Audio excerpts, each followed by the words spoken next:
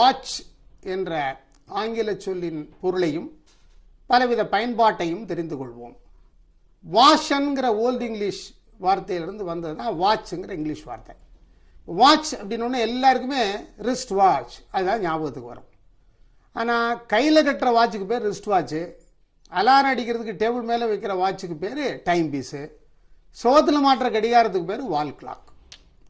ஆனால் இதே வாட்சுங்கிற சொல்ல நம்ம வெர்பாகம் பயன்படுத்தலாம். கவனிக்கிறதுன்னு ஒரு அர்த்தம். இப்போ டிவியை வாட்ச் பண்ணுறோம் அப்படின்னா டிவியை விட்னஸ் பண்ணுறோம், ஃபுட்பால் மேட்சை வாட்ச் பண்ணுறோம் அப்படின்னா விட்னஸ் பண்ணுறோன்னு அர்த்தம். இப்படி வாட்ச் பண்ணுறவனுக்கு வாட்சர்னு பேர். இப்போ பேர்டு மூமெண்ட் எல்லாம் வாட்ச் பண்ணுறவனுக்கு பேர்டு வாட்சர் அப்படின்னு சொல்லலாம். அது பறவைகளுடைய மூமெண்ட்ஸு நடவடிக்கைகள்லாம் கவனிக்கிறவர் அப்படின்னு அர்த்தம். வாட்ச்மேன்கிற ஒரு வேர்டு இருக்குது. வாட்ச்மேன்கிறது ஒரு செக்யூரிட்டி, பாதுகாப்புக்காக இருக்கிறவர் அப்படின்னு அர்த்தம். இதை ஒட்டி வாட்ச் டாக்னு ஒரு வார்த்தை இருக்குது. வாட்ச் டாக்குங்கிறதுக்கும் டாகுக்கும் சம்மந்தம் இல்லை. எந்த தப்பான நடவடிக்கையும் நடந்து விடாதபடி தீவிரமாக கண்காணித்து வரக்கூடிய ஒரு நபருக்கு வாட்ச் டாக்னு பேர். இப்போ கவர்மெண்ட்லாம் நிறைய வாட்ச் டாக்ஸ் அப்பாயின் பண்ணியிருப்பாங்க. இன்னொருத்தரும் சொல்லணும்னா அவங்கள ஸ்பைன்னு சொல்லலாம். அப்படி அந்த நடவடிக்கையை கவனிக்கிறதுக்கு இருக்கிறவங்களுக்கு பேர் வாட்ச் டாக்ஸ். வாட்ச் தயாரிக்கிறவருக்கு வாட்ச் மேக்கர்னு பேர். இதே வாட்ச் ரிப்பேர் ஆகிடுச்சுன்னு வச்சுக்கோங்க, அது பழுது பார்க்குறவருக்கு வாட்ச் ரிப்பேரர்னு பேர். இப்போ ரிஸ்ட் வாட்ச்னா கையில் நிற்கணும், அதை கட்டிக்கிறதுக்காக ஒரு ஸ்ட்ராப் இருக்கும். அது தோலில் இருக்கும், அல்லது ஸ்டீலில் இருக்கும், அல்லது கோல்டு கலர்லேயும் இருக்கும். அதுக்கு பேர் வாட்ச் ஸ்ட்ராப்னு பேர்.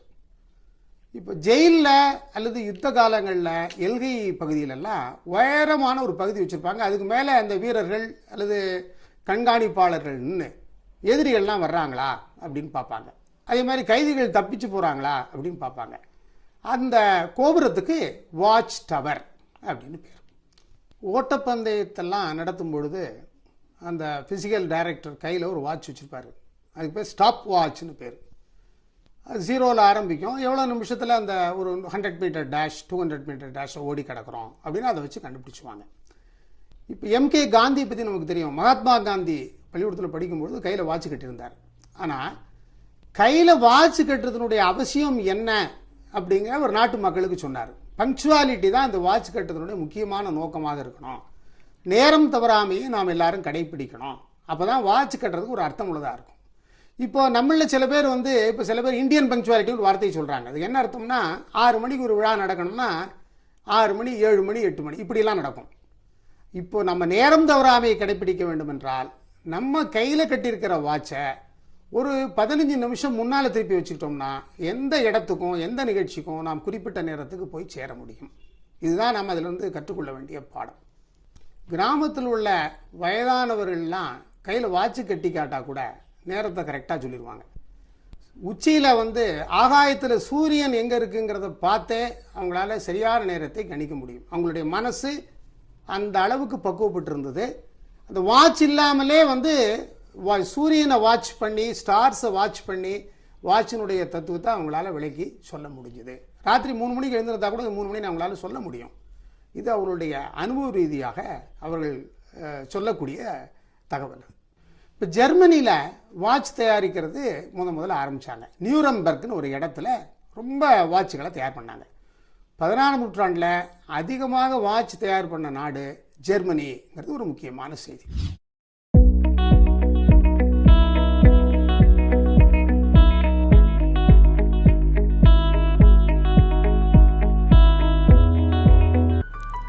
Online classes by Professor Dr. V.H. Bhaskaran. You can register for online 30 days spoken English course, 30 days grammar course and 30 days IELTS training. For more details, contact the given numbers.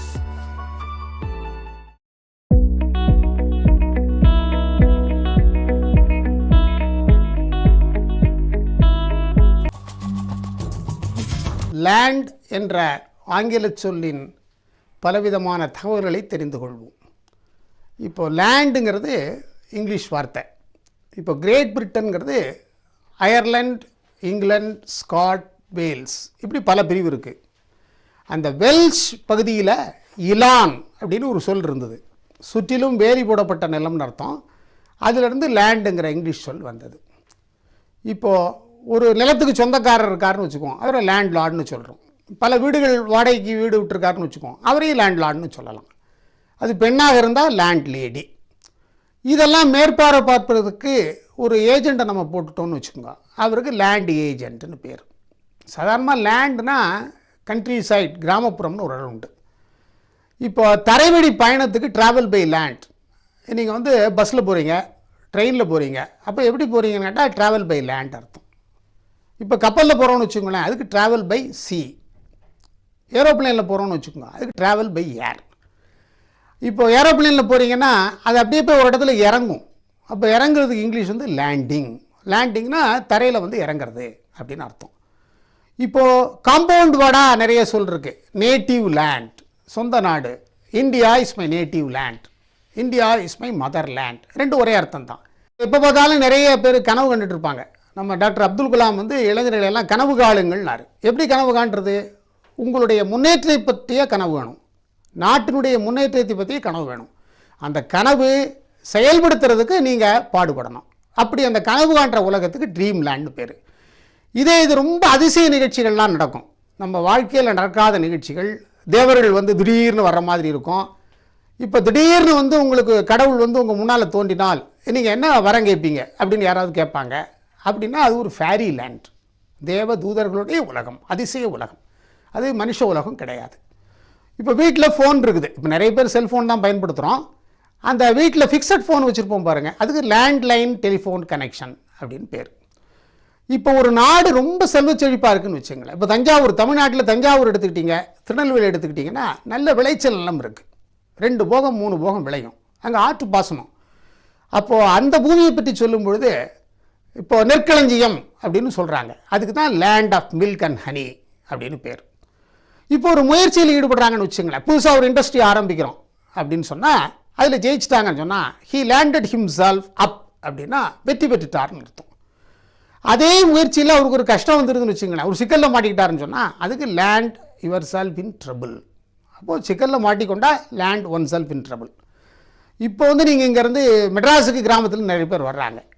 வந்தோடனே நீங்கள் ஒரு கவர்மெண்ட்டினுடைய secretariat எங்கே இருக்குதுன்னு கேட்குறீங்க. அப்போது beach பக்கத்தில் இருக்குதுன்னு சொன்னால் தெரியாது, பீச் ரொம்ப தூரம் இருக்குது. அப்போது மெட்ராஸ் யூனிவர்சிட்டிக்கு பக்கத்தில் இருக்குதுன்னு சொல்லலாம். அப்போது மெட்ராஸ் யூனிவர்சிட்டிங்கிறது ஒரு அடையாளம். அந்த அடையாளத்தை வச்சு கண்டுபிடிச்சி நீங்கள் மற்ற இடத்துக்கு போகலாம். அப்படிப்பட்ட இடத்துக்கு லேண்ட் மார்க்னு பேர். இப்படி லேண்டுங்கிற வெல்ஷ் சொல் எப்படி இங்கிலீஷில் மாறி பலவித பொருளில் பயன்படுத்தப்படுகிறது என்பதை நம்ம தெரிஞ்சுக்கிட்டோம். இப்போ நமக்கு வந்து எர்த்தை பற்றி நமக்கு நல்லா தெரியும். உலகத்தில் வந்து பிரபஞ்சத்தில் நிலப்பகுதி குறைவாக இருக்குது, நீர்ப்பகுதி கூட இருக்குது. அப்போது பூமியின் மேற்பரப்பில் 29% மட்டுமே நிலப்பரப்பு. அந்த நிலப்பரப்பினுடைய அளவு கிட்டத்தட்ட 57 மில்லியன் சதுர மைல் அப்படின்னு சொல்கிறாங்க. என்ன லேண்ட் என்ற சொல்லை பற்றிய பல சுவையான தகவல்களை தெரிந்து கொண்டோம்.